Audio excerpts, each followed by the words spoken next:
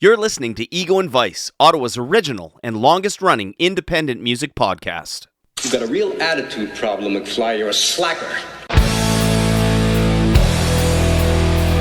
Born and raised in South Bay, lower class punk ass, I was Northwood grade.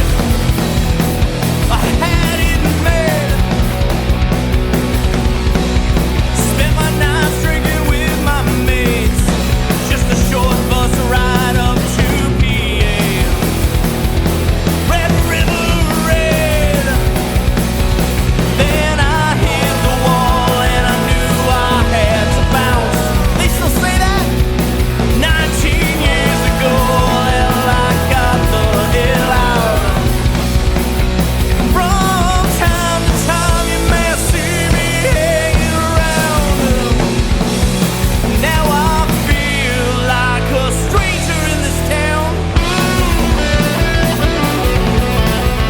Crocs and rolls is where I learned to play.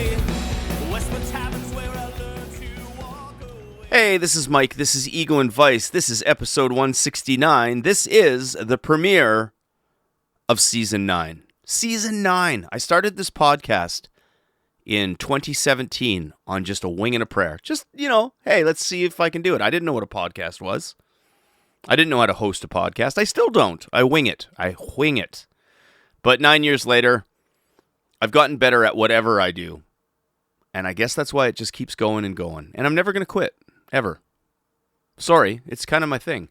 Anyway, 2025 was an amazing year for Ego and Vice. We had so many talented artists, so many great stories, so many really fun conversations of members of the Ottawa music scene. It was an expansion year. We added the Southwood Stereo. It is a music showcase where we play songs from the Ottawa community, artists, bands, you name it. And we started Southie Stories, just street level music talk, a little bit of pop culture, what's going on in the city kind of vibe.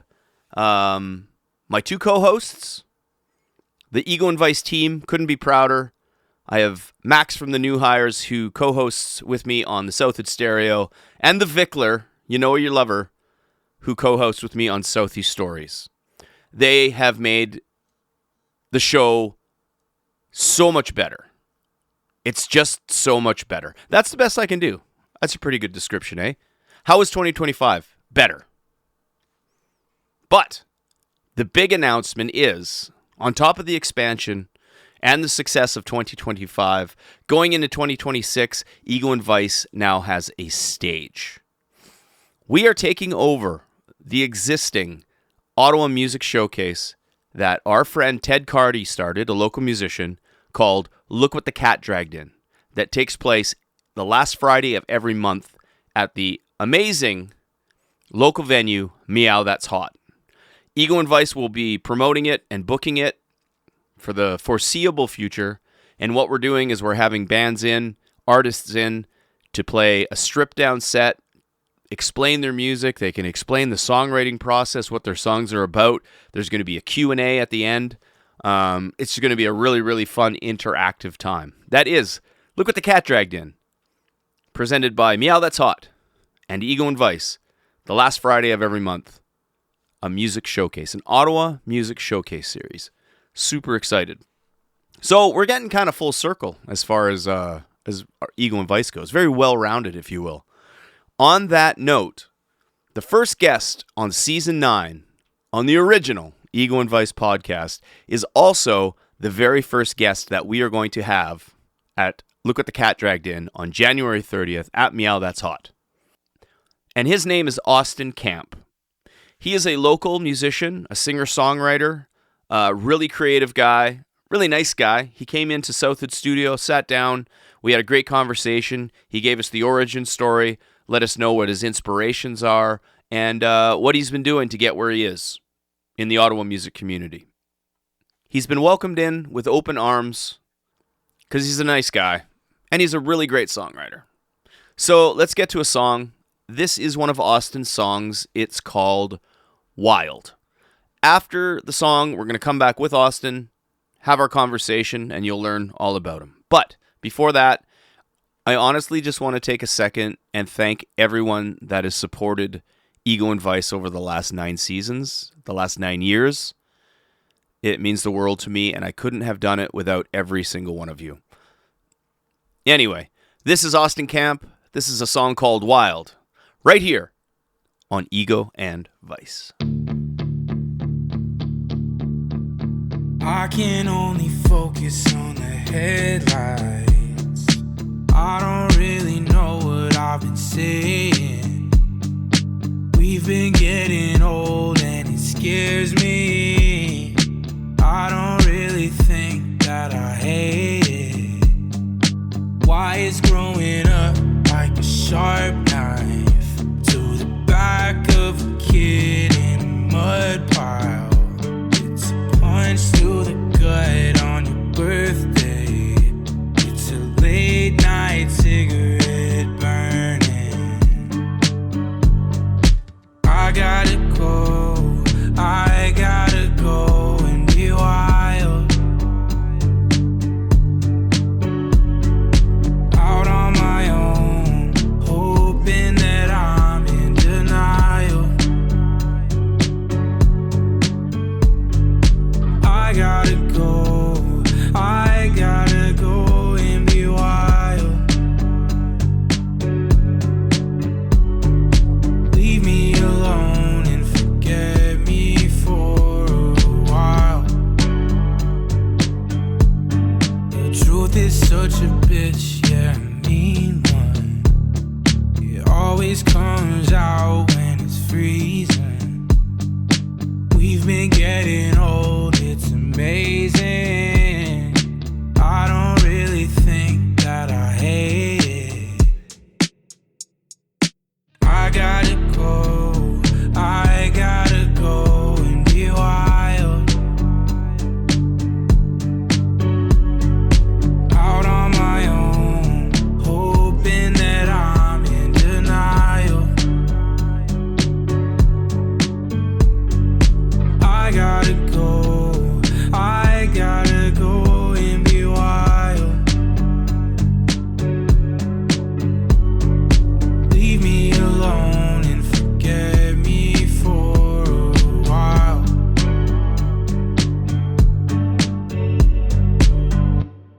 I'm saying no. I've been Ali Beers. You're on Ego and Vice. Thank you. Hey, we're back. This is Mike. This is Ego and Vice, the season premiere, season 9, episode 169. I could have swore it was 170. I'm not sure what happened there. I thought I had planned that properly, but you know what? Goes to show, speaks volumes of my planning. But as everything that is Ego and Vice, we just kind of wing it, hope for the best, and no, what is it? Plan for the best, plan for the worst, and expect the best. I don't know how that goes. Season 9.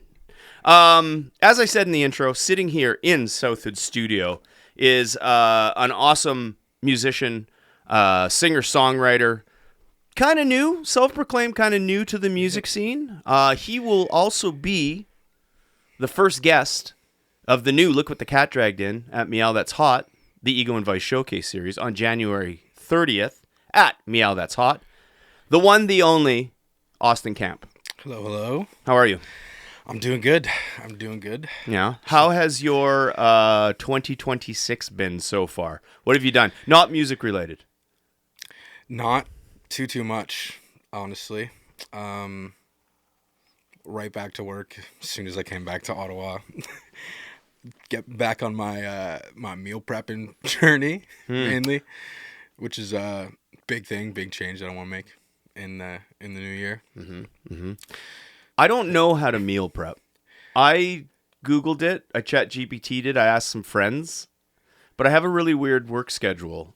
So give me a quick just to break the ice. Give me a quick flash meal prep plan that you had planned for 2026. Buy some good glass containers. Make sure they're glass. Okay. Then you got to do it on a weekend or just any day you're not busy. But I like to do it on Sunday. Get yourself set up for the week. Mm-hmm. And just pick something that you won't get bored of. Because by that third day, if you're not excited for that fourth meal coming on Thursday, you're just gonna not want to. And is it for when you get home from work, or is it for like a lunch? I prep my dinners. Okay. Like my lunch, I'll just kind of make something like I'll make a big bowl of tuna salad, kind of keep it in the fridge, Right. keep it ready, wake up in the morning, wrap it up, grab some snacks, throw it in there. Yeah, But that's right. It's easy to prep dinners because if I'm busy during the week, I just come home, grab it, eat it, run out. That's what I did today, like right before I came here. Mm-hmm. I had 30 minutes at home, so it was enough time to just go home. So what Pop it in. you're saying is the meal prepping has been going well? Yeah. Okay, So good. far. Oh, So excellent. far. I'll tell you what I did. I quit sugar again 1st of January. I believe in New Year's resolutions. People say, well, you can't do it. They never work. For me, I set a date and I can stick to it. I really can. Sugar's a huge one. Yeah. That's one a lot of people don't think cutting out is going to make a big change. But Huge that difference. One's nuts. That one will change your life. If you drink a lot of like pop, it's bad. Oh, if yeah. If you drink your sugar, bad. That's the worst way to consume it is like liquid calories. Yeah, my thing sure. was I know sugar's in everything, so it's super hard to cut out of like processed food or just foods in general. Things in cans. You look at back of tomatoes, it's like tomatoes, water, sugar, and it's Yeah. like what the fuck. But my problem is that I would go to like the bulk barn and fill like bags of candy, and I would just sit Okay. on the couch and I would eat them. So that's what I've cut out. I did it once before, and I quit sugar for like a year and a half. Oh wow, damn. And I felt great. I probably lost a cumulative over the course of probably within the first like 6 months of quitting. I lost maybe 7 to 8 pounds just by dropping the sugar. Felt better, more energy, just didn't crave it anymore after a while too. Yeah.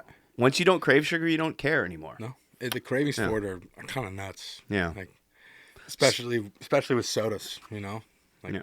I don't know. I just find that's like the worst one. It's nice every once in a while, but once you cut it out and get rid of it, That's right. you feel good. You feel great, man. Anyway, well, good on you, and keep it going.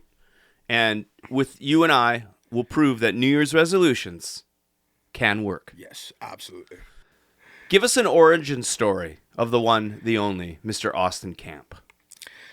So I grew up in a little town called Alliston, south of Barrie, and about an hour north of Toronto. Small town, Ontario. Yep. Very good. So I moved here in 2018 for college. I went to Algonquin. I toured a bunch of schools and just somehow ended up at the furthest one away from my home. Mm-hmm. But I fell in love with the city, and I moved back for like 6 months when I graduated, and just kind of found my way back here. Friend needed a roommate, so I just ended up moving back here again. I kind of skipped a lot of years, but like, It's okay. Growing up, music. so I started playing drums when I was 9. That was my first ever instrument. Mm-hmm. And I remember the first song, I remember hearing it for the first time. I heard the intro and it just did something to me, and I learned it on the drums, and I was playing it for weeks. It was Holiday by Green Day Okay. when I was young. That I just remember that drove me crazy. And yes, so I started playing drums. I did that until I was about 16. There was really nothing going on in my hometown. I was in like a high school band for a little bit. Did that and got screwed over by the lead singer, who just took a bunch of gigs and did them solo. So our band just fell apart. Fucking lead singer. Yeah. Man. He was so full of himself, and now I think he makes rap music. And he used to play like all this Pink Floyd and Green Day, and he just kind of, Well, I don't know. He did us dirty, but after that, I was like 16. I started learning the guitar. My dad was in a band, just like a kind of jam band. They would jam every like Tuesdays and Thursdays after work. They would just leave guitars at the house, so I just kind of had free range to go down there, pick them up, play them, mess around. And I got really into the hip when I was 16. the hip. Yep. Yeah, to but describe like I it. said, small Small town Ontario. Yeah. You got to be a hip fan, right? Oh yeah. Yeah. So, big town Ontario, you got to be a hip fan. But it's the hip. It's Gord Downey. Oh, 100%. R.I.P. Gord. You were a saint. I wish I could sit down and talk to him just once, just for 5 minutes. I know. You know. I know.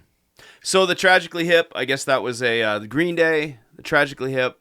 Dad played guitar. Dad was in a jam band. Yeah, he was in a jam band, so I kind of just had music every Tuesdays and Thursdays for hours was just bumping in the basement. Mm-hmm. So I was just learning, like I would hear, they would just play like Jimmy Eat World and like all these, they would play a bunch of Weezer. Mm-hmm. But I'm kind of forgetting the songs that they would play, but I remember specifically getting is this song called Pork and Beans? Pork and Beans, yeah. I remember that's stuck in my head like crazy when they were doing that, because they would just play it and play it and play it. Are you a Weezer fan? Yeah. Do you like? Yes, but like yes, and no, not a huge Weezer fan. I was gonna ask. I was gonna ask where where I don't know their deep cuts. Okay, I was gonna ask where you stood on the Pinkerton situation. Masterpiece. Always was, always will be. I don't care what. Anyway. I don't really have a strong stance. Okay, well, if you take anything away from Ego and Vice, your episode, on the way home, throw on Weezer Pinkerton. Okay. It's brilliant. It's absolutely brilliant. It's the best Weezer ever was. It's the best Weezer will ever be. Anyway, this is not the Weezer show. This is the Austin Camp show. So when did you start playing, actually playing gigs in that? Just this year, actually. Technically my first, I can't call it a gig. First time I like played for people as a drummer was just at our recital for like the music school when I was a little kid. Mm-hmm. Played Back in Black, but it was it was like a Santa twist on Back in Black called Santa's Back. Okay. Because it was like a Christmas recital. Santa's back with his sack. that's of course that's the lyric. The first lyric. What else would it be? My dad rewrote the lyrics for us, for my sister. I'd buy that record. And I did the 4 count to go into the song. Dropped my drumstick. No. Messed up the 4 count, and it's on YouTube. So if you just look up Modern Conservatory Christmas Santa's Back, it's there. It's like on YouTube. When I was like 10, that's like the first. That's some little Austin Camp lore. That's like the first ever thing on the internet of me playing music. I drop my stick and you just hear everyone laugh.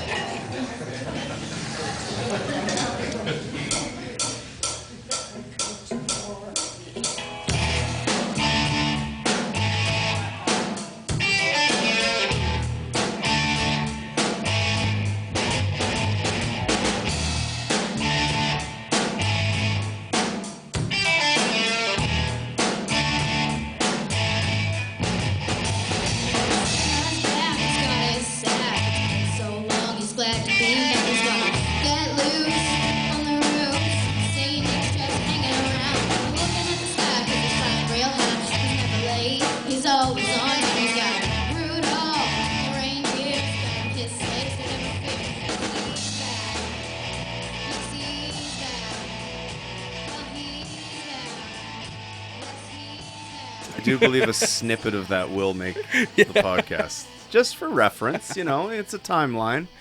The evolution of. Yeah. Okay. After that. Well, drumming is a hard thing. Like, yeah. I play drums. I'm not very good, but I can play drums because everything I've ever done in my life, there's always been a drum kit there. So anyway, but I don't really enjoy it. And for those who drum and are amazing at it, I gotta hand it to you. That's a hell of an instrument. I love smacking those circles, man. There's I don't too have much a kit in Ottawa. There's just too much responsibility if you're in a band and you're a drummer. I can't handle that type of responsibility. Because your drummer will kind of make or break your band. Oh, 100%. I can't handle that kind of pressure, you know what I mean? So, anyway. After that I went way back. I didn't think I would bring that up. But after that was almost a decade went by, and like I said earlier, that high school band that I was in, we just played our high school pep rallies like 2 or 3 times, which ironically was probably the most people I've ever played for. Now that I'm like looking back at it, did it feel natural? Like, did you enjoy it, or was it scary? Yeah, or was I loved it. Okay. Like I was very confident in my drumming skills back then. So I was practicing a lot and play all the time. And also as a drummer, I wasn't really looking up too much at like all the people. I was just locked in, staring at my kit. That's cool. In the city though, this year was the first year I did my first actual gig. It was in November at Elgin for the fall indie folk night. Yes. Yeah, I saw that. That was the first show I ever did. I got Loch Ness and Monster reached out to me just through DM one day, and I think someone backed out of the show. They needed to fill a spot, and I happily picked it up really quick. I was super excited for it. Yeah, and this is fun. She was in, I don't know, a few months ago. Yeah, I listened to a little bit of that one today. Yeah, that was fun. So you were doing some open mics too, right? Were you playing open mics before the folk night? Yes, that's kind of what kickstarted it all for me, getting asked to do that. I went out to an open mic. I went out to Live on Elgin open mic back in May. I was super nervous. I've just been playing, singing, and writing in my room for like 2 years, and just kind of playing for my roommates and whatnot. I eventually mustered up the courage to go out. Good for you. Go out and play. And I fell in love with it. And as soon as I went to Elgin, people were like, "Oh, have you checked out this one? Have you checked out Art House? Have you checked out Poor Boy, Lower Town?" They just started listing off all these open mics. So I just started going to as many as I could. And at a certain point in June and July, I was going to like 4 a week just because I loved going out, and the people I was meeting were amazing. And I was just having so much fun. So I kind of fell in love with going out to open mics. And with that kind of just came meeting so many people naturally and having other artists reach out and get me on shows with them, which is wicked. I think open mics are an awesome concept, and I think that's why so many people enjoy them. Because I used to do the open mics. I used to have an acoustic duo kind of band type of thing, and we used to go hit up the open mics and just kind of talk to people. Because if you're just playing acoustic songs and you're like a singer-songwriter, those are kind of your people, right? Oh, yeah. And you might find people that are, well, definitely common interest, but maybe eventually you might find somebody who wants to start a band or somebody who wants to play together, that type of thing. But it's perfect for like talking and then being able to like back it up. You know what I mean? It's just like, oh yeah, I'm here to this. You like music. Oh, I got to go play. And then you play. And if you're kind of good, it's like, yeah, this was a good night. It's infectious, right? Yeah, 100%. Yeah. And I don't know. It's just like, it's the best of both worlds. It's like meeting other musicians, talking music, which is my favorite thing to do ever. And you get to show it off. I feel like that's what my favorite part was, just going to open mics and just kind of talking before I go on, talking after I go on. Everyone's just talking about music, new songs come out, people like promoting their stuff, telling me what they're working on, showing me stuff they're writing. I realized very quick that it's where I wanted to spend most of my weeknights for a little while. Yep. It's a great launching pad, but it doesn't mean it ever has to stop. I find like once you get a little bit more established, you probably won't do as many open mics. Yeah. But there's no reason why you couldn't just go in and play 3 songs on any given night. And if you're kind of like, anyway. So it's a shame. It's a shame more established people don't go back and play, 3 songs just for fun. It's cool to see people who are already doing stuff in the city or in bands kind of go out and just play by themselves just because they just love playing. They just want to go out. Right. Cool. So when did you actually start writing songs? So my first ever song that I wrote was when I was in college in like 2019. I learned to produce music using FL Studio when I was 16. I just like started making like house music and whatnot, just stuff that was like easy to kind of make. And that turned into me making like hip hop instrumentals, and I met some people that I could produce for in college. So I was just doing that all the time, just having people in my room, kind of recording in my little setup, and I would just have beats that people wouldn't use. So I started making like melodic rap kind of stuff back then in college. So the first song I ever wrote was technically it was a rap song. The first song I ever wrote, just having fun. And that slowly turned into me making like more melodic rap. So I was actually just kind of singing with the flow rather than just rapping. When I graduated college, I kind of stopped producing a lot and just started playing the guitar a whole lot. Mm-hmm. And that's when I wrote I have a song called Cold that I put out in 2023. That was, I'd say, the first song that I wrote, just me and my guitar, where I was really proud of it, and I just wanted to put it out kind of as is. Mm-hmm.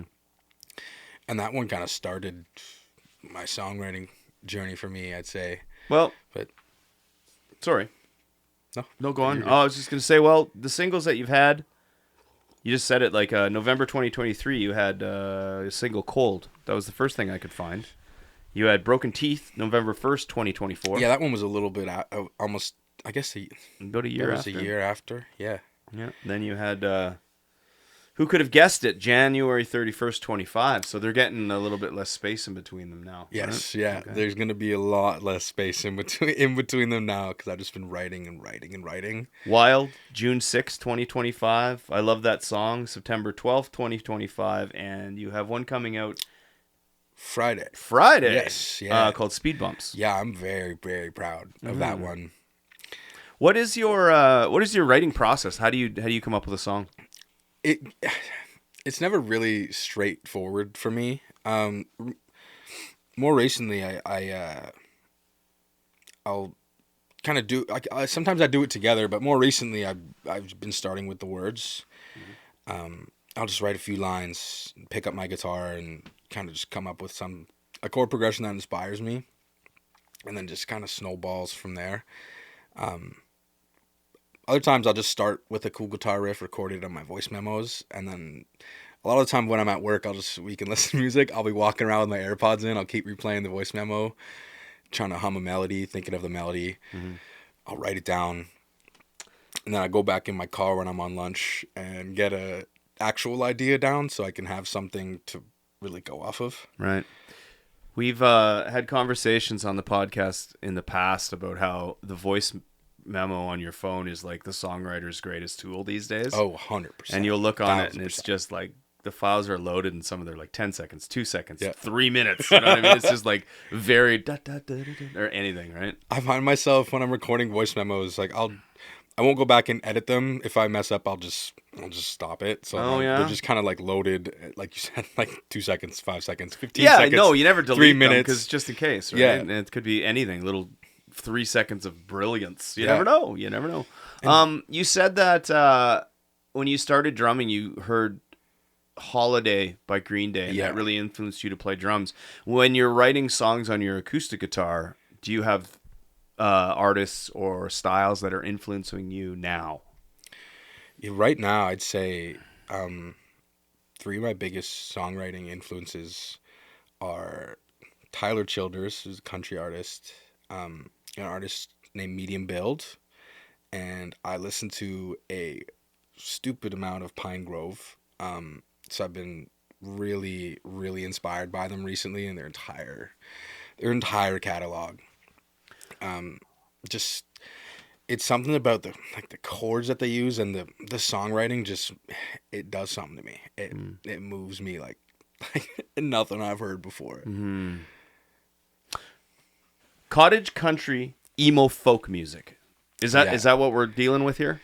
Yeah, more or less. Funny enough, I was kind of struggling to to put my music into like a lane, but I knew I wrote really like my songwriting kind of comes from like a little bit of like an emo background. I write really like emotionally charged music about like heartbreak and personal struggles, but I do it with my acoustic guitar. Yeah. So I actually, funny enough, Kian from the club at an open mic, I was just talking to him about like kind of where my music sits, and he was thinking about it, and he said cottage country emo folk, or he didn't say emo folk, but he said cottage country emo, and I'm like, that's a good way. That's a really good way to put it, and I really like that. So you ripped them off? Yeah, a little bit. Yeah, like I kind of did. You ripped it off. But I loved it. I thought that was a great way to kind of describe the kind of music that I'm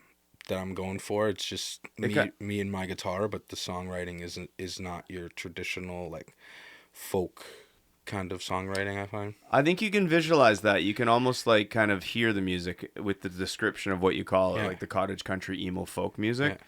You'd be like, I think I know the vibe. I think I know what I'm going to get here. And, you know, it sounds cozy even before you listen to it. Yeah. You know? I've heard someone describe it like it's the storm on the lakefront before I forget how they described it. They described it something about like sitting around the fire, and it's the storm on the lake, like the vibe before the storm rolls in, sitting around the fire. And I ripped that off too? Well, I did a horrible I haven't really used that before, but I forget who said that. It's okay. Anonymous. Yeah. I guess so. Yeah. I find that emotional heartbreak songs and stuff, they come, I remember being 25, 24 years old. And it was a lot easier to write music when I was younger because I felt more. I'm a kind of a grizzled old rock now. You can't get blood from a stone. So I just write about being angry all the time, more or less, and how like groceries are too expensive. So I envy that ability to kind of reach in and pull that out. You know what I mean? So, and I hear it in your music. The first song I ever heard from you is I Love That Song. Okay. Yeah. Why don't we play a song and we'll come back. We'll talk a little bit more about the songwriting process and just what's going on for 2026. Yeah, absolutely. What would you like to listen to? What would you like to play?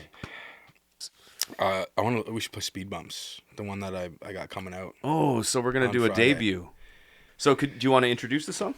Yeah. So, I wrote the song following a series of bad dreams I kept having for like a week or two, and they weren't really nightmares. They were just kind of reoccurring dreams that were just really unexplainable, and I would just wake up and be frustrated as to why that I was having these bad dreams.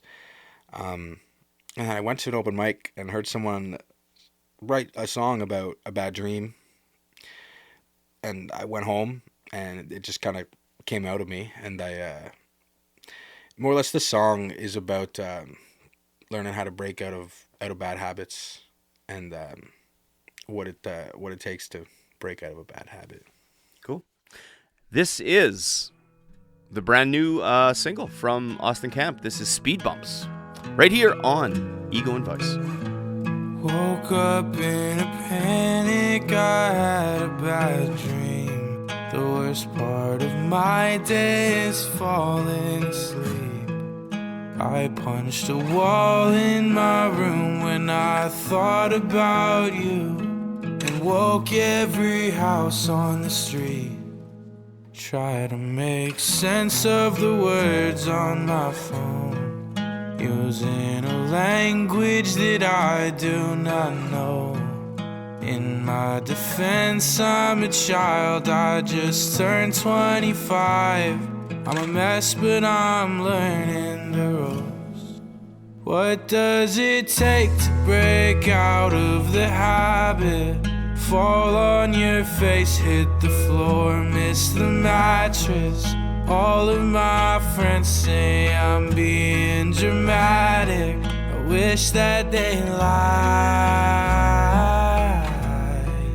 What does it take to break out of the habit? Maybe a beer with my old buddy Alex. All of my fears are just waiting to happen when I close my eyes.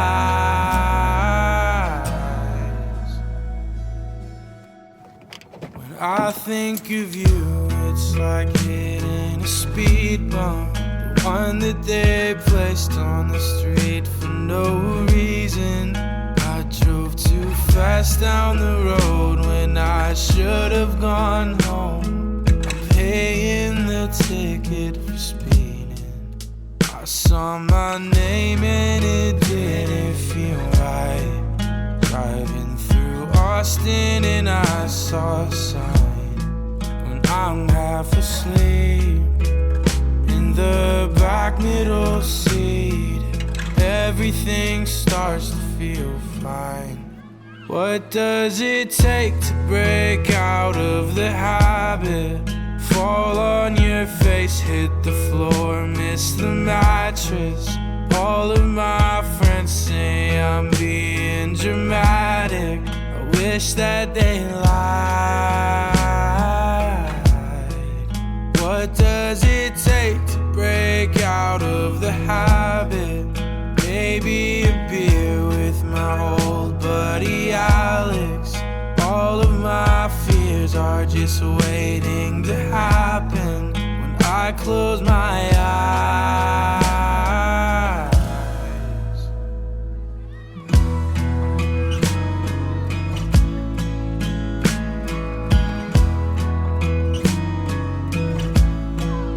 All of my fears are just waiting to happen when I close my eyes. Don't close your eyes. Don't close your eyes.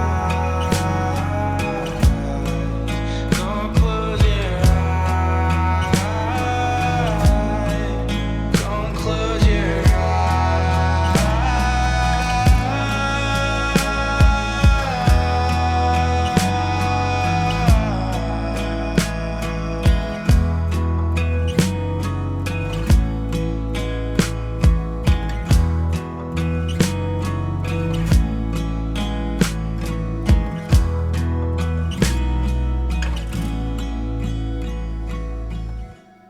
Hey, this is Max from the New Hires, and you're listening to Ego and Vice.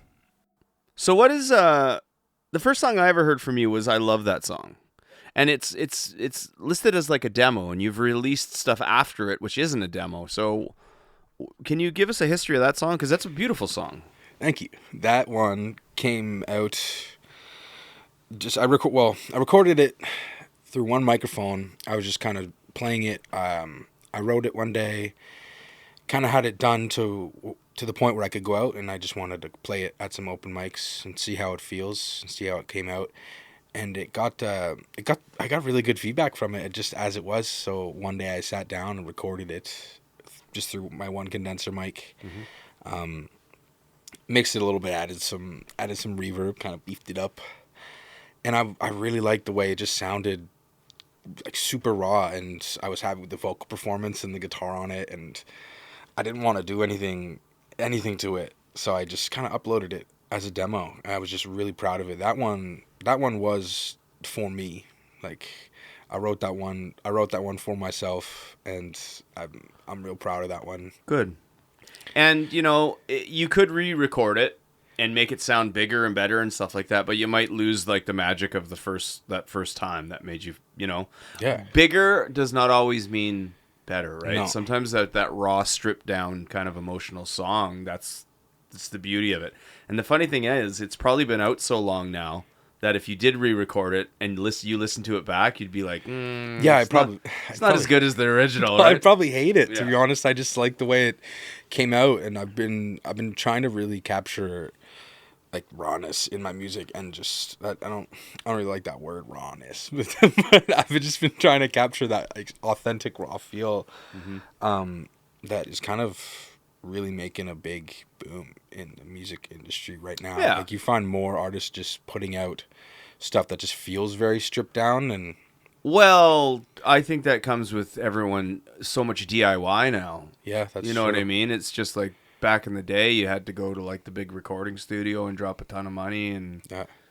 now it's just like you can sit and you can fucking record it on your phone. You can record a record on your phone if you wanted to. Yeah, people record on like BandLab and just put out music, and it sounds good. Like, That's right. There's the tools are there, and you don't really need a whole lot. You just need to spend some time to just learn how to do the basic stuff. That's right. By yourself. Yeah, and you said earlier too, songs liking music or just music itself is subjective. If you're either gonna like it or you're not gonna like it, but you can't please everybody, so fuck it. You know what I mean? And you want people to like your stuff, but I think the main thing in being creative and putting something out into the world is it comes out of you. You do it for you originally, and if people like it, that's a bonus, right? Yep. You're your own biggest critic. No. So if you like that song and you really like it, you're real proud of it, put that shit out, you know? Absolutely. That's good. That's good, wise words. That's good advice. Do your own thing. Try your best not to be bent by people's opinions, and just do yourself. That's the problem. Everything is samey. Everything's kind of the same nowadays because they're trying to fit into boxes. Don't fit in a box. Just do your own thing and be who you are, and nobody can tell you can't be. No. And if they don't like it, fuck it. Somebody will. Yeah, exactly. You know, or just like it yourself and be creative. I urge people to do, if you wanted to, like, if your creativity is going out in the garden and finding a rock and painting a freaking smiley face on it, do it. Do that shit. It's good for the soul. Do what you love every day Yes. for the rest of your life. And don't let Please. anyone tell you not to.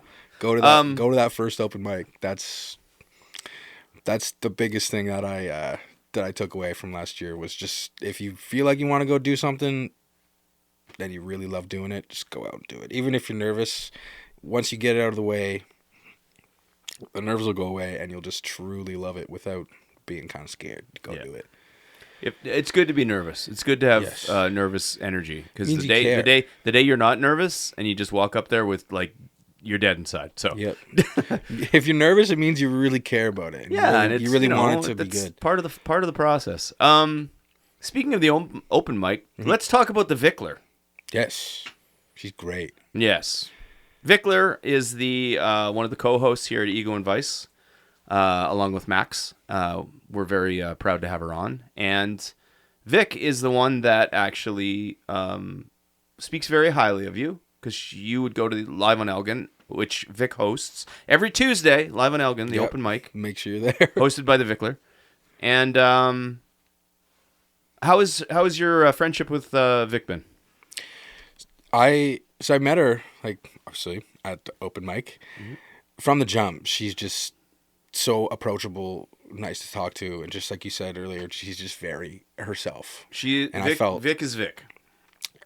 I felt so welcome in that space and very supported, like right from the jump. I was very nervous to play my own original music, and she always just supported me and gassed me up about it, said that I was a good songwriter.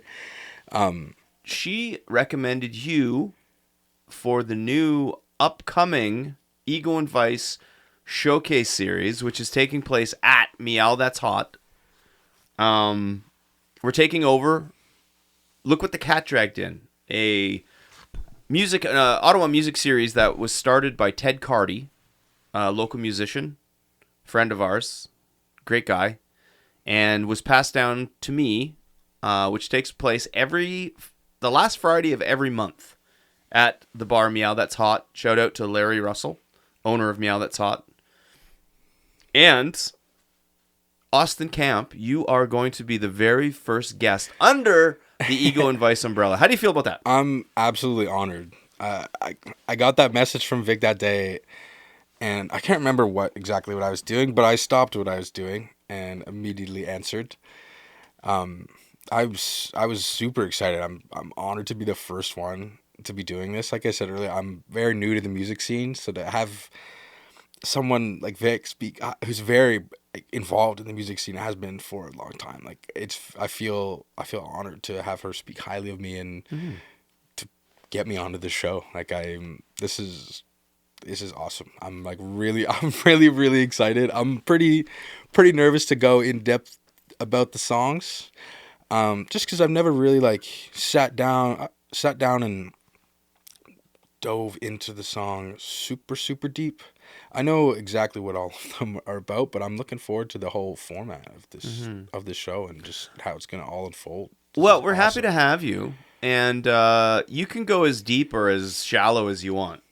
Oh, I'll probably go deep. And also you don't have to explain everything. Like, you don't have to stop and talk for 10 minutes in between every song. You can play like 3 in a row and just pick one that you want to talk about, or you can talk about each of them.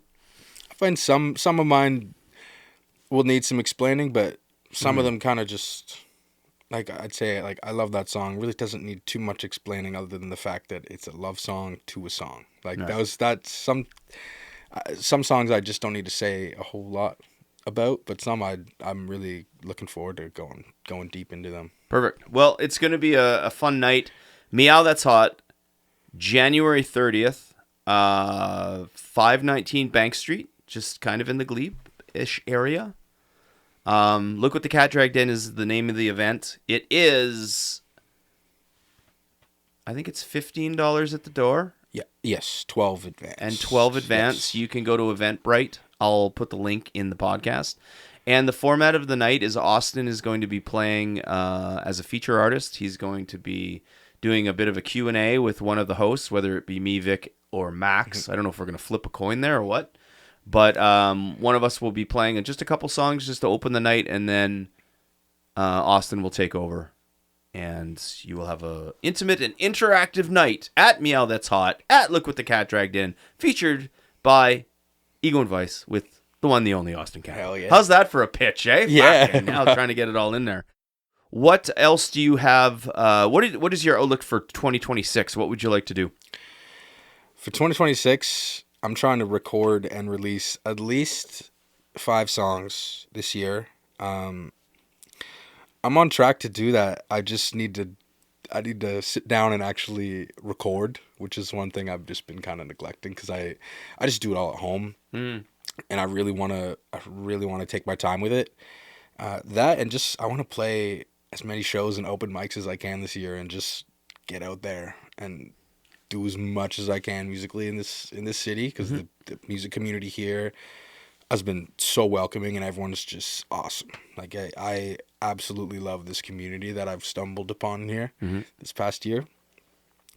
So I'm looking forward to what I have coming this year. Lots of new songs and lots of open mics. As many I'm trying not to say no to any gig that's presented to me.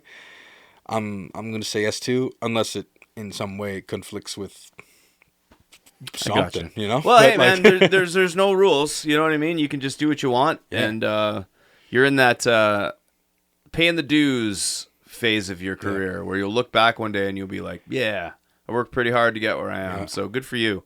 And if Look What the Cat Dragged In gives you a little bit of a boost, we're happy to do that. And Ego and Vice and the Vickler and myself and Max, we're always here to help you out with whatever you need. That. Thanks, For man. whatever we can Thank do, you. for whatever our reach is, we'll do what we can. Cool. Before we play 13 Questions with the band, Yes. do you have any shout-outs or thank yous? I'd like to shout out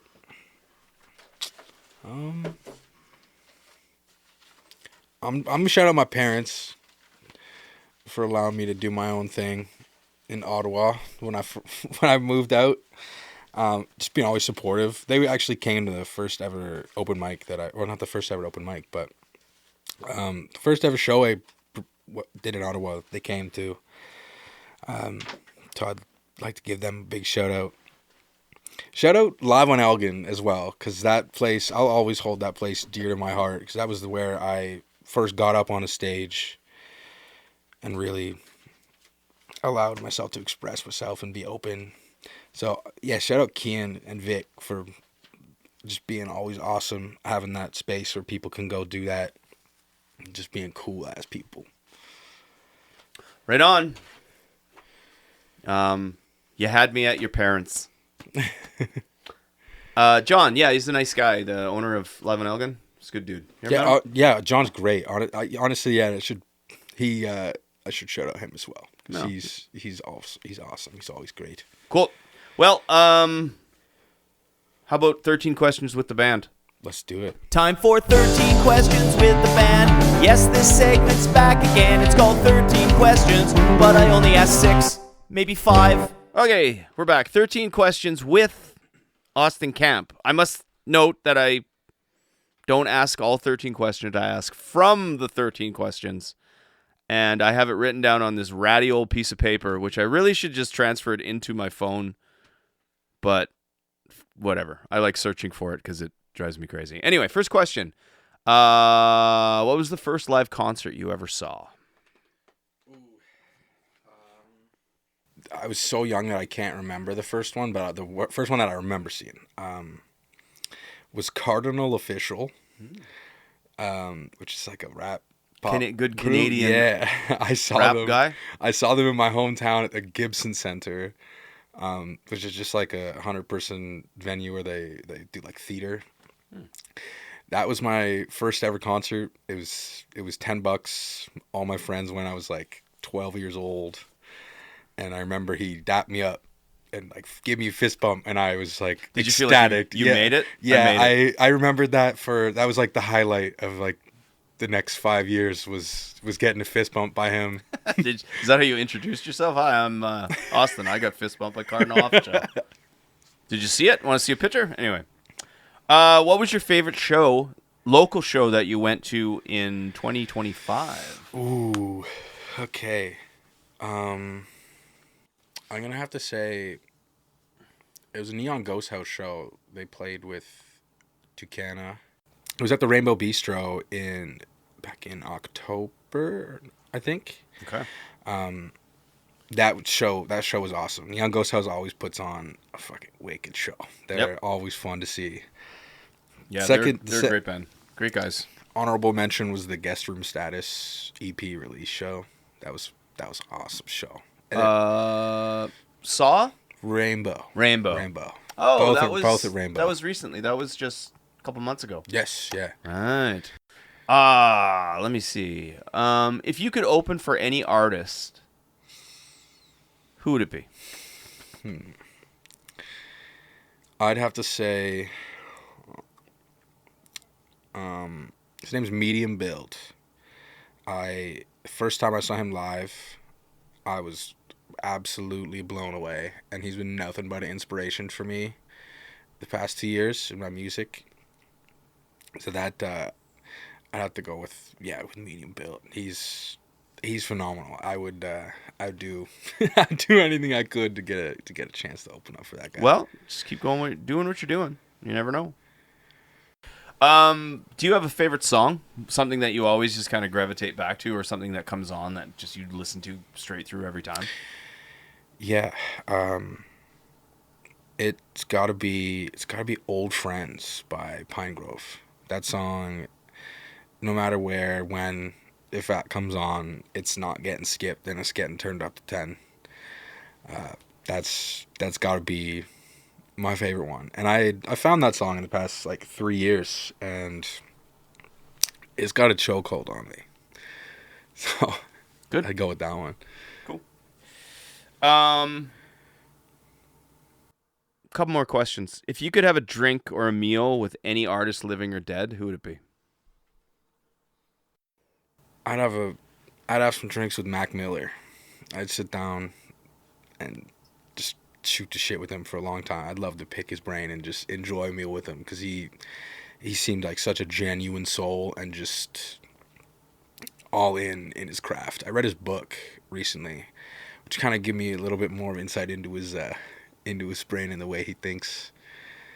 But he's got to be up there in my top 3, but he's the number one person that I would for sure sit down with, have a drink. And I don't know what we'd eat or drink. Probably just some beers and Sounds good. tacos.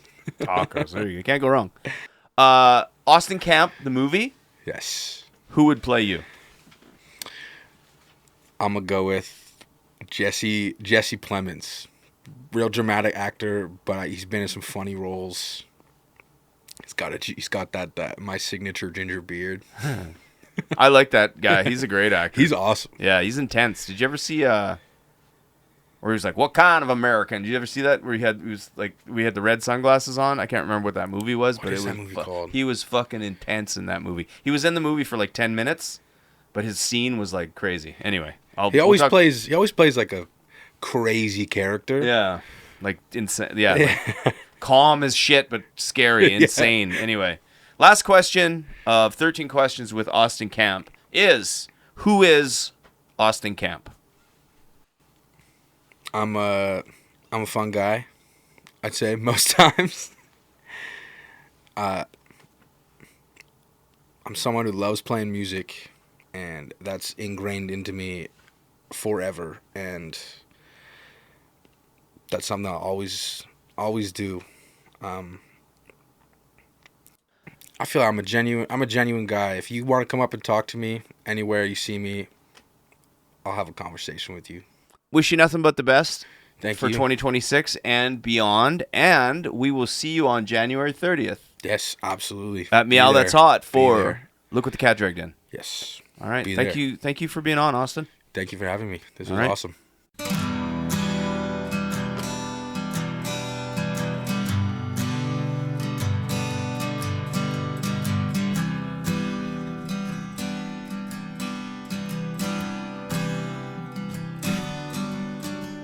Slow down and take a breath. 100 miles an hour is far too fast for a young man's head. Hold down the pedal to the floor and jump the river that's only there when you are lost and cold.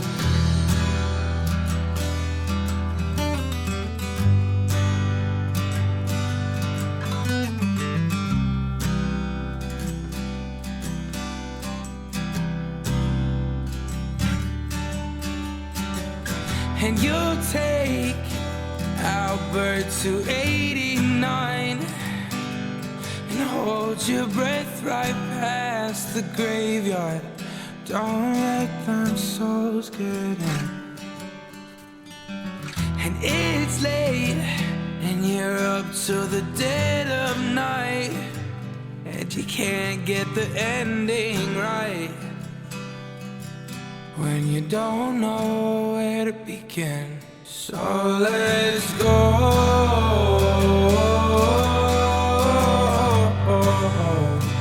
back to where we started.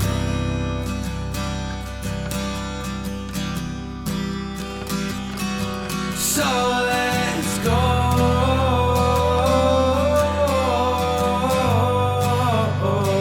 back to where we started.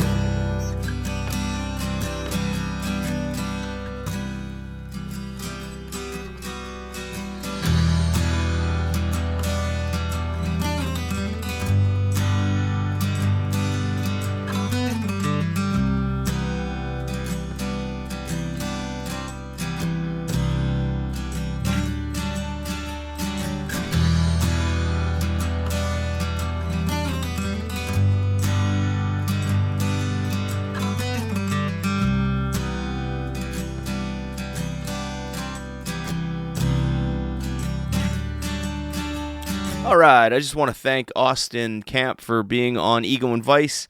Thank you for tuning in for the Season 9 season premiere. And please, please come check out Look What the Cat Dragged In. January 30th. Meow That's Hot. The Ego and Vice Showcase Series. It's going to be great. It's going to be great. If you want to get a hold of me, Vic, or Max, you can always reach us at egoandvice@gmail.com. If you want to listen to the podcast, go to egoandvicepodcast.com. It has a link to every other streaming site. We're everywhere. Ego and Vice is everywhere. 9 years, friggin' better be. Anyway, that's it for me. Season 9 is going to be fun. 2026 is going to be an exciting year. So I'm looking forward to it, and thanks again. See you next time. You've got a real attitude problem, McFly. You're a slacker.